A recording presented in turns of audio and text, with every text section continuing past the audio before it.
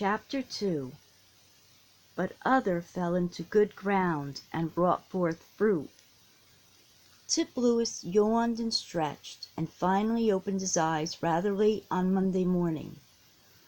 "Oh, bother," he said with another yawn, when he saw how the sun was pouring into the room.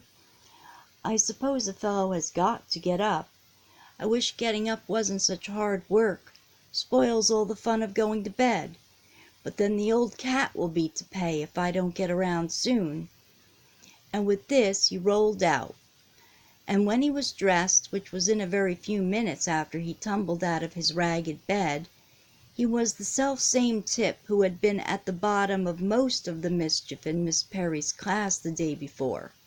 The very same, from the curly hair not yet combed, nor likely to be, down to the bare, soiled feet.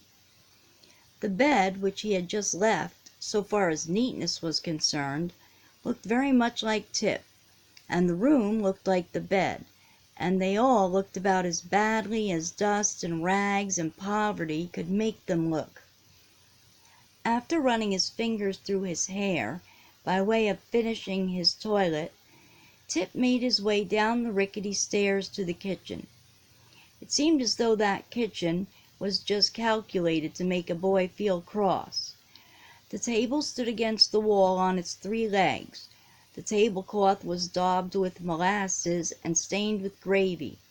A plate, with something in it which looked like melted lard, but which Tip's mother called butter, and a half a loaf of bread, were the only edible articles as yet on the table, and around these the flies had gathered in such numbers that it almost seemed as though they might carry the loaf away entirely if too many of them didn't drown themselves in the butter. Over all, the July sun poured in its rays from the eastern window, the only one in the room. Tip stumbled over his father's boots and made his way to the stove, where his mother was bending over a spider of sizzling pork. "Well," she said as he came near, "did you get up for all day? I'd be ashamed, a great boy like you, to lie in bed till this time of day, and let your mother split wood and bring water to cook your breakfast with." "You cooked a little for you, too, didn't you?" asked Tip in a saucy, good-natured tone. "Where's father?" "Just where you have been all day so far, in bed and asleep.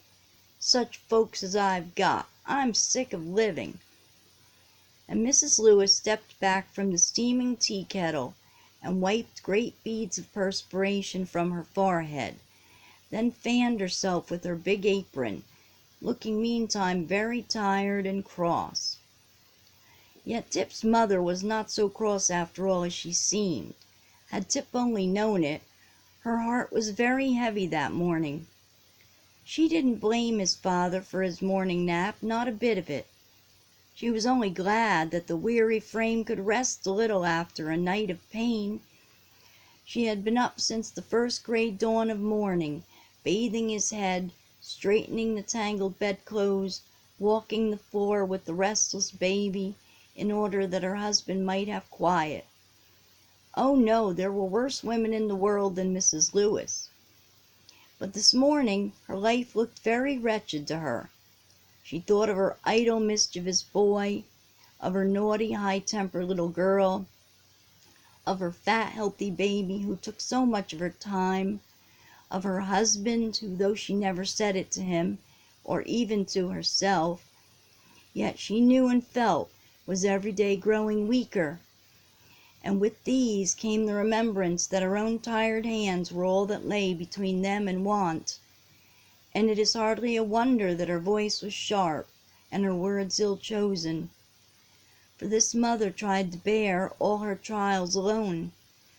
She never went for help to the Redeemer, who said, "Come unto me, all ye that labor and are heavy laden." "Wah!" said Johnny from his cradle in the bit of a bedroom near the kitchen, which kitchen was all the room they had, save 2 tiny bedrooms and Tip's little den upstairs.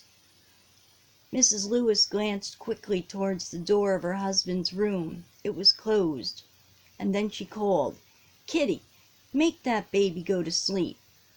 "Oh, yes," muttered Kitty, who sat on the floor lacing her old shoe with a white cord. "It's easy to say that, but I'd just like to see you do it." "Ah, yah!" answered Johnny from the cradle, as though he tried to say, "So should I." Then, not being noticed, he gave up pretending to cry, and screamed in good earnest, loud, positive yells, which brought his mother in haste from the kitchen. "Ugly girl," she said to Kitty, as she lifted the conquering hero from his cradle. "You don't care how soon your father's waked out of the only nap he has had all night. Why didn't you rock the cradle? I've a notion to whip you this minute." "I did," answered Kitty sulkily, and he opened his eyes at me as wide as he could stretch them. Crash went something at that moment in the kitchen, and with Johnny in her arms, Mrs. Lewis ran back to see what new trouble she had to meet. Tip, meantime, had been in business. Being hungry, he had cut a slice of bread from the loaf, and in the act of reaching over to help himself to some butter, hit his arm against a pitcher of water standing on the corner of the table. Over it went and broke, just as pitchers will do whenever they get a chance. This was too much for the tired mother's patience. What little she had vanished. She tossed the slice of bread at Tip, and as she did so said, "There, take that and be off. Don't let me see a sight of your face again today. March this instant, or you will wish you had." And in the midst of the din, while his mother looked after the pork, which had seized this occasion for burning fast, Tip managed to spread his slice of bread, find his hat, and make good his escape from the comfortless home. There was an hour yet to school time, or, for the matter of that, he might have the whole day. Tip went to school, or let it alone, just as he pleased. He made his way straight to his favorite spot, the broad deep pond, and laid himself down on its grassy bank to chat with the fishes. "My," he said, "how nice they look whisking about. It's cool down there, I know. They don't mind the sun. I wish I had my fishpole here. I'd have one of them big shiny fellows there for my dinner, only it's too hot to fish. And it would seem kind of mean, besides, to get him up here in this blazing sun. Hang me if I make even a fish get out of the water today when it can stay in."